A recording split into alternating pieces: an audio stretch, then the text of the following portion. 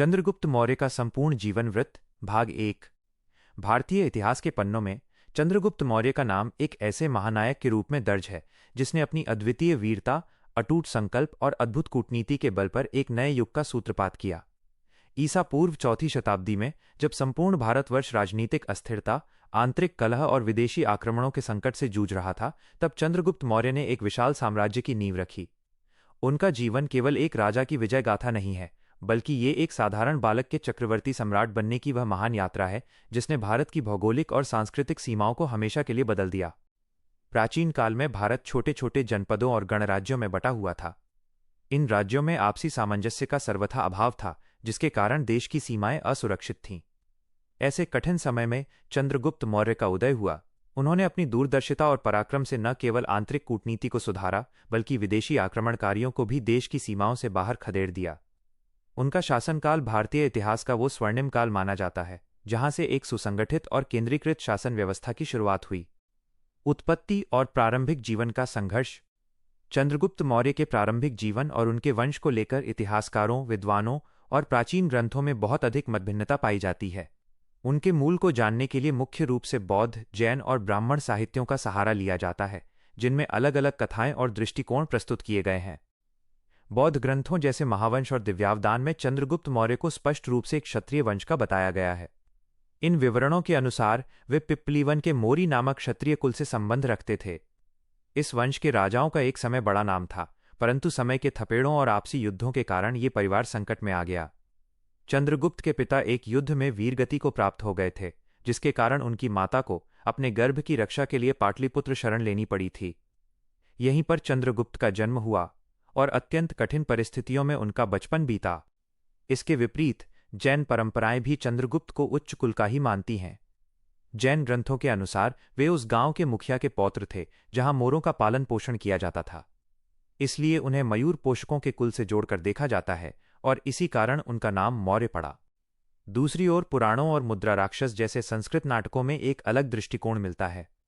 ब्राह्मण ग्रंथों के कुछ व्याख्याकारों का मानना है कि चंद्रगुप्त मौर्य का संबंध मगध के नंद वंश से था। इस कथा के अनुसार वे नंद राजा की एक दासी मुरा के पुत्र थे और इसी मुरा नाम से मौर्य शब्द की व्युत्पत्ति हुई। हालांकि आधुनिक इतिहासकार बौद्ध और जैन मतों को अधिक प्रामाणिक मानते हैं, क्योंकि मौर्य काल के राष्ट्रीय प्रतीक के रूप में मोर की आकृति कई स्थानों पर, जैसे सम्राट अशोक के स्तंभों पर, अंकित मिलती है।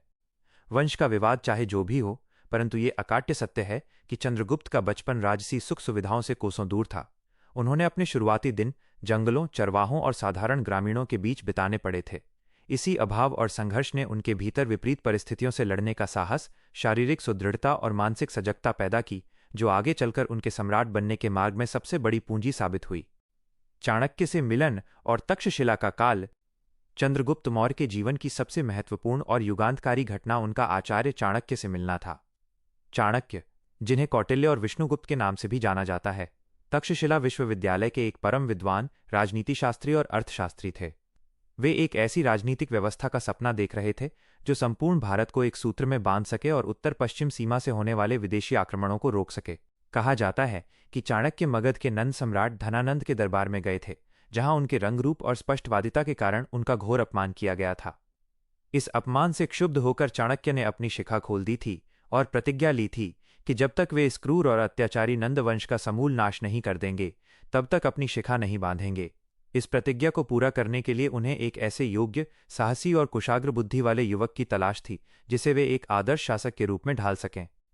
चाणक्य जब योग्य युवक की खोज में घूम रहे थे, तब उनकी दृष्टि मगध के एक ग्रामीण क्षेत्र में कुछ बच्चों पर पड़ी। वे बच्चे एक नाटक या खेल खेल रहे थे जिसका नाम राजकीलम था। इस खेल में बालक चंद्रगुप्त राजा बने हुए थे और एक ऊंचे पत्थर पर बैठे थे। अन्य बच्चे प्रजा और दरबारी की भूमिका में थे। चंद्रगुप्त बड़ी ही गंभीरता, निष्पक्षता और कुशलता से अपने साथियों के आपसी झगड़ों का निपटारा कर रहे थे और अपराधियों को दंड दे रहे थे। चाणक्य ने जब इस बालक की न्यायप्रियता और नेतृत्व क्षमता को देखा तो वे स्तब्ध रह गए। उन्होंने तुरंत पहचान लिया कि यही वो बालक है जो उनके अखंड भारत के सपने को साकार कर सकता है और नंदवंश का अंत कर सकता है। चाणक्य ने चंद्रगुप्त के पालक को 1000 कार्षापण देकर उन्हें खरीद लिया और अपने साथ उत्तर पश्चिम में स्थित तक्षशिला ले आए। तक्षशिला में चंद्रगुप्त के जीवन का एक नया अध्याय शुरू हुआ। यहाँ चाणक्य की देखरेख में उन्हें लगभग 7 से 8 वर्षों तक कठोर सैन्य और बौद्धिक प्रशिक्षण दिया गया। चाणक्य ने उन्हें केवल एक योद्धा नहीं बल्कि एक महान नीतिशास्त्री भी बनाया। चंद्रगुप्त को वेदों, उपनिषदों, इतिहास, अर्थशास्त्र और दर्शनशास्त्र का गहन अध्ययन कराया गया। इसके साथ ही अस्त्र शस्त्र चलाने, घुड़सवारी, रथ संचालन, हाथी की सवारी और विभिन्न प्रकार की सैन्य व्यूह रचनाओं में उन्हें निपुण किया गया। इस शिक्षा ने चंद्रगुप्त के दृष्टिकोण को व्यापक बना दिया। वे अब केवल अपने व्यक्तिगत प्रतिशोध या अस्तित्व के लिए नहीं सोच रहे थे, बल्कि उनके भीतर संपूर्ण भारतवर्ष को एक सूत्र में पिरोने और विदेशी शासकों से मुक्त कराने की भावना जागृत हो चुकी थी। तक्षशिला के इस काल ने चंद्रगुप्त को मानसिक और शारीरिक रूप से एक ऐसे महानायक के रूप में तैयार कर दिया जो किसी भी बड़ी चुनौती का सामना करने के लिए सक्षम था। नंद वंश का उन्मूलन और मगध पर विजय। शिक्षा पूरी करने के बाद चंद्रगुप्त और चाणक्य के सामने सबसे पहली और बड़ी चुनौती मगध के शक्तिशाली नंद साम्राज्य को उखाड़ फेंकना था। नंद वंश की सेना अत्यंत विशाल थी, जिसमें लाखों पैदल सैनिक, घुड़सवार रथ और हजारों युद्ध हाथी शामिल थे। इसके अलावा मगध की आर्थिक स्थिति भी बहुत मजबूत थी, जिसके कारण उस पर सीधे आक्रमण करना एक आत्मघाती कदम साबित हो सकता था। अपने प्रारंभिक प्रयासों में चंद्रगुप्त और चाणक्य ने एक बड़ी रणनीतिक भूल की। उन्होंने अपनी छोटी सी सेना के साथ सीधे मगध साम्राज्य के केंद्र यानी उसकी राजधानी पाटलिपुत्र पर हमला बोल दिया। परिणाम वही हुआ जो अपेक्षित था। नंद सेना की विशाल संख्या और शक्ति के सामने चंद्रगुप्त के सैनिक टिक नहीं पाए और उन्हें जान बचाकर भागना पड़ा। इस पराजय से चंद्रगुप्त निराश नहीं हुए, बल्कि उन्होंने अपनी भूलों से सीखने का प्रयास किया। इस संदर्भ में एक बहुत ही प्रसिद्ध लोककथा मिलती है।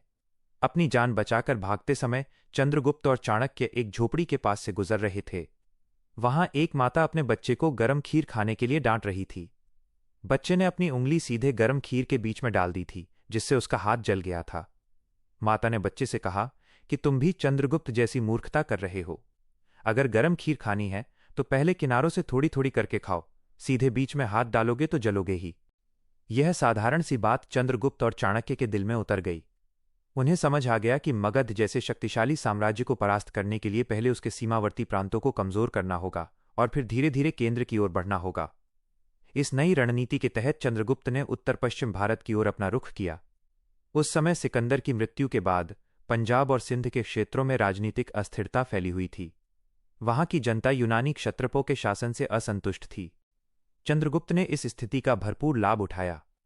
उन्होंने स्थानीय राजाओं, जनजातियों, डाकुओं और असंतुष्ट सैनिकों को मिलाकर एक नई और अनुशासित सेना का गठन किया। उन्होंने हिमालय के राजा पर्वतक के साथ भी एक महत्वपूर्ण संधि की, जिससे उनकी सैन्य शक्ति दोगुनी हो गई। इस शक्तिशाली संघ के साथ चंद्रगुप्त ने सबसे पहले पंजाब और सिंध से यूनानी गवर्नरों को मार भगाया और उन क्षेत्रों पर अपना पूर्ण नियंत्रण स्थापित कर लिया। उत्तर पश्चिम सीमा को सुरक्षित और अपनी सेना को सुदृढ़ करने के बाद चंद्रगुप्त ने मगध की ओर प्रस्थान किया।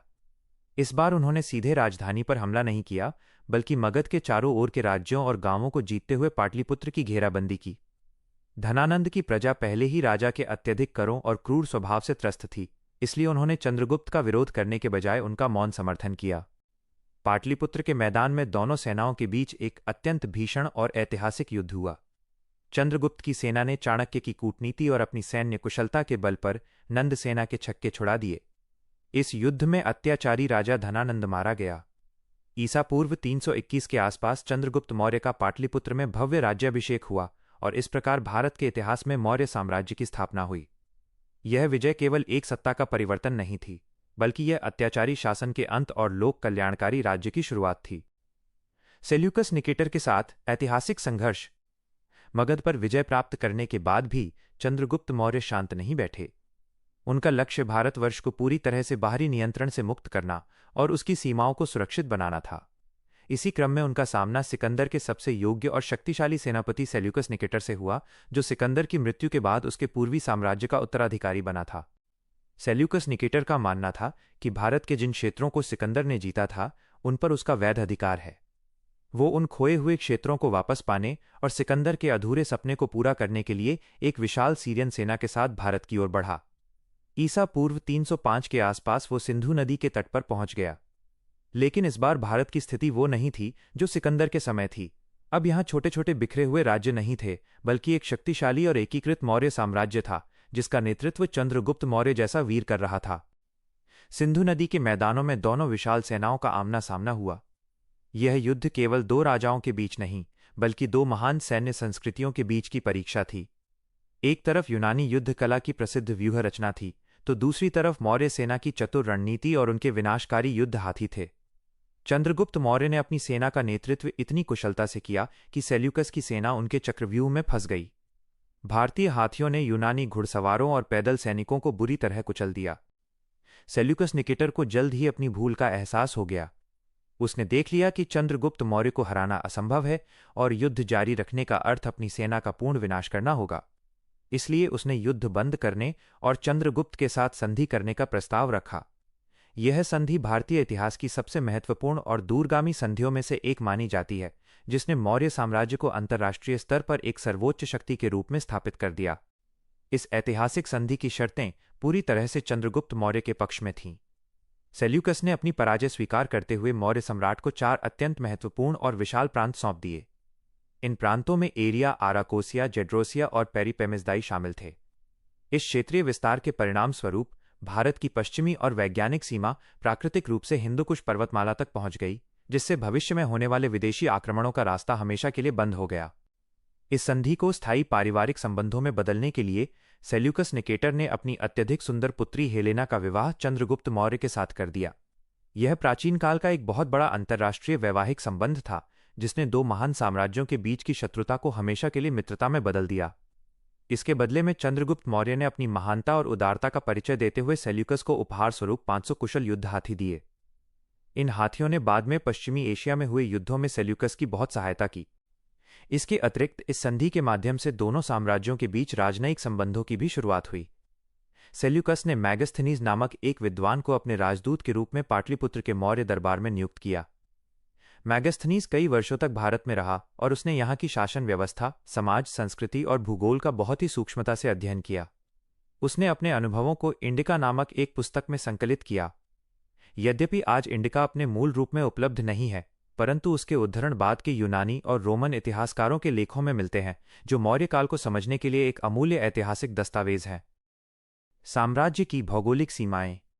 सेल्यूकस निकेटर पर विजय और दक्षिण भारत के कुछ अभियानों के बाद चंद्रगुप्त मौर्य का साम्राज्य आकार और विस्तार के मामले में अपने समय का सबसे बड़ा साम्राज्य बन गया। उन्होंने एक ऐसे भूभाग पर शासन किया जिसकी विशालता की कल्पना आधुनिक काल में भी विस्मित करती है। उनका साम्राज्य आज के भारत से भी कहीं अधिक विस्तृत था। अगर हम चंद्रगुप्त के साम्राज्य की भौगोलिक सीमाओं का रेखांकन करें, तो ये उत्तर में कश्मीर और श्याव हिमालय की गगनचुंबी श्रेणियों से लेकर दक्षिण में आधुनिक कर्नाटक के उत्तरी मैसूर क्षेत्र तक फैला हुआ था। पूर्व में इसकी सीमाएं बंगाल की खाड़ी, असम और आधुनिक बांग्लादेश को छूती थीं, तो पश्चिम में ये अरब सागर और हिंदुकुश पर्वतमाला से आगे बढ़कर आधुनिक अफगानिस्तान और ईरान की सीमाओं तक विस्तृत थीं। इस प्रकार चंद्रगुप्त मौर्य ने लगभग पूरे भारतीय उपमहाद्वीप को एक केंद्रीय सत्ता के अधीन ला दिया था। केवल सुदूर दक्षिण के कुछ राज्य जैसे चोल, चेर और पांड्य तथा पूर्व में कलिंग उनके सीधे नियंत्रण से बाहर थे। इतने बड़े और सांस्कृतिक रूप से विविध क्षेत्र पर शांति और सुव्यवस्था बनाए रखना उनकी प्रशासनिक क्षमता का सबसे बड़ा प्रमाण है। प्रशासनिक कौशल और शासन व्यवस्था। चंद्रगुप्त मौर्य केवल एक कुशल और पराक्रमी योद्धा ही नहीं थे, बल्कि वे एक अत्यंत दूरदर्शी और योग्य प्रशासक भी थे। उन्होंने आचार्य चाणक्य की सहायता से एक ऐसी सुदृढ़, जटिल और लोक कल्याणकारी शासन प्रणाली का निर्माण किया, जो आने वाली कई शताब्दियों तक भारतीय शासकों के लिए एक आदर्श बनी रही। मौर्य प्रशासन का मुख्य उद्देश्य प्रजा का कल्याण, आंतरिक शांति और साम्राज्य की आर्थिक सुदृढ़ता सुनिश्चित करना था। मौर्य शासन व्यवस्था का स्वरूप केंद्रीकृत था, जिसमें अंतिम सत्ता और निर्णय का अधिकार स्वयं सम्राट के पास होता था। राजा को न्याय, सेना और कार्यपालिका का सर्वोच्च प्रमुख माना जाता था। परंतु चंद्रगुप्त कोई निरंकुश शासक नहीं थे। वे प्रजा के प्रति अपने कर्तव्यों को सर्वोपरि मानते थे। चाणक्य के अर्थशास्त्र में लिखा है कि प्रजा के सुख में ही राजा का सुख है और प्रजा के हित में ही उसका हित है। राजा को अपनी मर्जी के बजाय वह करना चाहिए जो प्रजा को प्रिय हो। सम्राट की सहायता के लिए एक उच्च स्तरीय मंत्रिपरिषद होती थी, जिसे मंत्रिपरिषद कहा जाता था। इस परिषद में चाणक्य जैसे अत्यंत बुद्धिमान, अनुभवी और निष्ठावान मंत्री शामिल थे, जो महत्वपूर्ण राजनीतिक, आर्थिक और सैन्य मामलों पर राजा को सलाह देते थे। मंत्रियों की नियुक्ति उनकी योग्यता, चरित्र और वफादारी की कठोर परीक्षा के बाद ही की जाती थी। इतने विशाल साम्राज्य को सुचारू रूप से चलाने के लिए चंद्रगुप्त ने इसे कई प्रांतों में विभाजित किया था। प्रत्येक प्रांत को एक चक्र या सुबा कहा जाता था। इन प्रांतों का प्रशासन चलाने के लिए शाही परिवार के राजकुमारों या अत्यंत विश्वसनीय व्यक्तियों को गवर्नर के रूप में नियुक्त किया जाता था, जिन्हें कुमार या आर्यपुत्र कहा जाता था। प्रमुख प्रांतीय राजधानियों में तक्षशिला, उज्जैन, तोसाली और सुवर्णगिरी शामिल थीं। ये प्रांतीय केंद्र अपने अपने क्षेत्रों में कानून व्यवस्था और कर संग्रहण के लिए जिम्मेदार थे। स्थानीय शासन और विशेषकर नगरों के प्रशासन के लिए चंद्रगुप्त ने एक बहुत ही आधुनिक व्यवस्था लागू की थी। मैगस्थनीज की इंडिका के अनुसार राजधानी पाटलिपुत्र का प्रशासन चलाने के लिए 30 सदस्यों की एक नगर परिषद होती थी। यह परिषद 6 अलग अलग समितियों में विभाजित थी और प्रत्येक समिति में 5 सदस्य होते थे। ये समितियां उद्योगों, कारीगरों, विदेशियों की सुरक्षा, जन्म मृत्यु का पंजीकरण, व्यापार, वाणिज्य, मापतौल की शुद्धता और करों की वसूली जैसे महत्वपूर्ण कार्यों को देखती थीं। इस व्यवस्था से पता चलता है कि मौर्य काल में नगर नियोजन और स्थानीय स्वशासन का स्तर कितना ऊंचा था। चंद्रगुप्त की सफलता का एक और बड़ा आधार उनकी सैन्य व्यवस्था और गुप्तचर प्रणाली थी।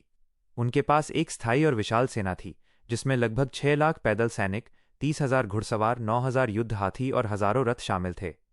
इस सेना की देखरेख भी 30 सदस्यों के एक विशेष सैन्य बोर्ड द्वारा की जाती थी, जो 6 विभागों में बटा हुआ था। सैनिकों को राज्य की ओर से नियमित नकद वेतन और अन्य सुविधाएं दी जाती थीं, जिससे उनका मनोबल हमेशा ऊंचा रहता था। साम्राज्य के भीतर होने वाली किसी भी गतिविधि, विद्रोह या विदेशी साजिश का पहले ही पता लगाने के लिए चाणक्य ने एक अत्यंत प्रभावशाली गुप्तचर तंत्र का निर्माण किया था। जासूसों को गूढ़ पुरुष कहा जाता था। ये जासूस पूरे साम्राज्य में विभिन्न रूपों जैसे भिक्षु, व्यापारी, छात्र, ज्योतिषी और घरेलू नौकरों के भेष में फैले रहते थे। वे अधिकारियों के भ्रष्टाचार से लेकर आम जनता की समस्याओं तक की जानकारी सीधे राजा तक पहुंचाते थे, जिससे शासन पर नियंत्रण बनाए रखने में बहुत मदद मिलती थी। आर्थिक उन्नति और जन कल्याणकारी कार्य। चंद्रगुप्त मौर्य के शासनकाल में भारत आर्थिक रूप से अत्यंत समृद्ध और आत्मनिर्भर बना। कृषि मौर्य अर्थव्यवस्था का मुख्य आधार थी। राज्य की ओर से बंजर भूमि को कृषि योग्य बनाने के लिए किसानों को विशेष प्रोत्साहन दिया जाता था। सिंचाई व्यवस्था को सुचारू बनाने के लिए राज्य ने कई नहरों और जलाशयों का निर्माण कराया। इसका सबसे बड़ा उदाहरण पश्चिमी भारत के जूनागढ़ से प्राप्त रुद्रदामन के शिलालेख में मिलता है। इस अभिलेख के अनुसार चंद्रगुप्त मौर्य के प्रांतीय गवर्नर पुष्यगुप्त ने गुजरात के गिरनार क्षेत्र में प्रजा को सिंचाई की सुविधा उपलब्ध कराने के लिए सुदर्शन झील नामक एक विशाल कृत्रिम झील का निर्माण करवाया था। यह कार्य दर्शाता है कि मौर्य शासक केवल युद्धों में ही व्यस्त नहीं रहते थे, बल्कि वे जनता के जीवन स्तर को सुधारने के लिए भी उतने ही समर्पित थे। कृषि के साथ साथ व्यापार और उद्योगों का भी अभूतपूर्व विकास हुआ। आंतरिक और बाह्य व्यापार को सुगम बनाने के लिए चंद्रगुप्त ने साम्राज्य के विभिन्न हिस्सों को जोड़ने वाले चौड़े राजमार्गों का निर्माण कराया। इन मार्गों पर यात्रियों की सुरक्षा और विश्राम के लिए सराय, कुएं और छायादार वृक्ष लगवाए गए थे। इनमें से सबसे प्रमुख राजमार्ग उत्तरापथ था, जो राजधानी पाटलिपुत्र को तक्षशिला के रास्ते उत्तर पश्चिम सीमा से जोड़ता था। यह व्यापारिक मार्ग इतना महत्वपूर्ण था कि बाद के काल में शेरशाह सूरी और ब्रिटिश शासन ने इसी का जीर्णोद्धार कराया, जिसे आज हम ग्रैंड ट्रंक रोड के नाम से जानते हैं। अंतर्राष्ट्रीय व्यापार के विकास के कारण मौर्य साम्राज्य की मुद्रापण की साख दूर दूर तक फैल गई थी। सूती वस्त्र, रेशम, मसाले, हाथीदांत की वस्तुएं और कीमती रत्न मुख्य रूप से विदेशों में निर्यात किए जाते थे। इस आर्थिक समृद्धि का लाभ समाज के सभी वर्गों को मिला। समाज में शांति, सुरक्षा और संपन्नता का माहौल था, जिसके कारण चोरी और अपराधों की दर न्यूनतम थी। धार्मिक दृष्टिकोण और जीवन का अंतिम चरण। चंद्रगुप्त मौर्य अपने जीवन के प्रारंभिक और मध्यकाल में वैदिक धर्म और उसकी परंपराओं के अनुयायी थे। वे ब्राह्मणों, ऋषियों और विद्वानों का बहुत सम्मान करते थे और धार्मिक अनुष्ठानों में भाग लेते थे। उनके प्रधानमंत्री चाणक्य स्वयं एक प्रकांड ब्राह्मण विद्वान थे, परंतु चंद्रगुप्त का दृष्टिकोण सभी पंथों और विचारों के प्रति हमेशा उदार और सहिष्णु रहा। अपने शासनकाल के अंतिम वर्षों में चंद्रगुप्त के जीवन और विचारों में एक गहरा आध्यात्मिक परिवर्तन आया। जैन ग्रंथों के अनुसार उनके शासन के अंतिम समय में मगध साम्राज्य में लगातार 12 वर्षों का एक अत्यंत विनाशकारी और भीषण अकाल पड़ा। सम्राट ने अपनी प्रजा के कष्टों को दूर करने के लिए राजकीय कोष खोल दिए और हर संभव प्रयास किए, परंतु प्रकृति के इस प्रकोप के सामने वे असहाय महसूस करने लगे। प्रजा के दुखों और अकाल की इस विभीषिका ने चंद्रगुप्त के मन में संसार की नश्वरता और भौतिक सुखों के प्रति तीव्र विरक्ति पैदा कर दी। वे सोचने लगे कि जिस साम्राज्य और वैभव के लिए उन्होंने इतना संघर्ष किया, वो मनुष्य के दुखों को पूरी तरह दूर करने में असमर्थ है। इसी आत्मग्लानि और शांति की खोज में वे प्रसिद्ध जैन आचार्य भद्रबाहु के संपर्क में आए। आचार्य भद्रबाहु के प्रवचनों और जैन दर्शन की अहिंसा व अपरिग्रह की भावना ने सम्राट के हृदय को गहराई से छू लिया। चंद्रगुप्त मौर्य ने जैन धर्म की दीक्षा ले ली और पूर्ण रूप से सांसारिक जीवन का परित्याग करने का निर्णय लिया। ईसा पूर्व 298 के आसपास उन्होंने अपने विशाल साम्राज्य का कार्यभार और सिंहासन अपने योग्य पुत्र बिंदुसार को सौंप दिया। एक चक्रवर्ती सम्राट जिसके एक इशारे पर लाखों सैनिक अपनी जान देने को तैयार रहते थे, वो अब एक साधारण भिक्षु बन चुका था। वे राजसी वस्त्र और आभूषण त्याग कर केवल एक साधारण वस्त्र धारण कर आचार्य भद्रबाहु और अन्य जैन भिक्षुओं के संघ के साथ दक्षिण भारत की ओर प्रस्थान कर गए। वे दक्षिण भारत में कर्नाटक के हसन जिले में स्थित श्रवणबेलगोला नामक स्थान पर पहुंचे। वहां एक पहाड़ी पर, जिसे आज चंद्रगिरी पहाड़ी के नाम से जाना जाता है, उन्होंने अपना स्थायी डेरा जमाया। यहां चंद्रगुप्त ने एक सच्चे तपस्वी की भांति कठोर साधना और तपस्या शुरू की। उन्होंने अपनी इंद्रियों पर विजय प्राप्त की और राजसी जीवन की स्मृतियों को पूरी तरह पीछे छोड़ दिया। अपने जीवन के अंतिम क्षणों में चंद्रगुप्त ने जैन धर्म की सबसे पवित्र और कठिन प्रथा संलेखना या सत्तारा का पालन करने का व्रत लिया। इस प्रथा के अंतर्गत साधक आध्यात्मिक शुद्धि और मोक्ष की प्राप्ति के लिए धीरे धीरे अन्न और जल का पूरी तरह से त्याग कर देता है और ध्यानमग्न होकर शांतिपूर्वक अपने शरीर का विसर्जन करता है। चंद्रगिरी पहाड़ी की एक गुफा में बैठे हुए निराहार रहकर ईश्वर के ध्यान में लीन रहते हुए चंद्रगुप्त मौर्य ने अपने प्राण त्याग दिए। चंद्रगुप्त मौर्य का ऐतिहासिक मूल्यांकन और विरासत। चंद्रगुप्त मौर्य का जीवन और उनके कार्य भारतीय इतिहास की एक अमूल्य धरोहर हैं। उनका मूल्यांकन करते समय इतिहासकार उन्हें न केवल भारत का बल्कि विश्व के महानतम शासकों में से एक मानते हैं। वे एक ऐसे युगद्रष्टा थे जिन्होंने अपनी प्रतिभा से एक नए भारत का खाका खींचा। उनकी सबसे बड़ी विरासत अखंड भारत की स्थापना है। उनसे पहले भारत केवल एक सांस्कृतिक और भौगोलिक संकल्पना थी, जो राजनीतिक रूप से सैकड़ों छोटे छोटे और आपस में लड़ने वाले राज्यों में बिखरी हुई थी। चंद्रगुप्त ने इन सभी सीमाओं को तोड़कर एक मजबूत केंद्रीय सत्ता के तहत पूरे देश को एक राजनीतिक इकाई के रूप में स्थापित किया। उन्होंने भारतीयों के भीतर ये विश्वास जगाया कि वे एक महान और संयुक्त राष्ट्र के नागरिक हैं। उनकी दूसरी बड़ी देन विदेशी दासता से मुक्ति और सीमाओं की सुरक्षा है। सिकंदर के आक्रमण ने भारत की उत्तर पश्चिम सीमा को अत्यंत संवेदनशील बना दिया था। चंद्रगुप्त ने न केवल यूनानी सेनाओं को परास्त किया, बल्कि सेल्यूकस के साथ संधि करके भारत की सीमाओं को हिंदुकुश पर्वत जैसे प्राकृतिक अवरोध तक बढ़ा दिया। इससे आने वाली कई सदियों तक भारत बाहरी आक्रमणों से सुरक्षित रहा और देश के भीतर कला, विज्ञान और संस्कृति का विकास हो सका। इसके अलावा उनकी प्रशासनिक और आर्थिक नीतियां इतनी दूरदर्शी थीं कि उन्होंने आने वाले साम्राज्यों के लिए एक मार्गदर्शिका का काम किया। चाणक्य के सिद्धांतों को धरातल पर उतारकर उन्होंने जो लोक कल्याणकारी राज्य बनाया, उसी की नींव पर आगे चलकर उनके पौत्र सम्राट अशोक ने एक नैतिक और मानवीय साम्राज्य का निर्माण किया, जिसने विश्व इतिहास को प्रभावित किया।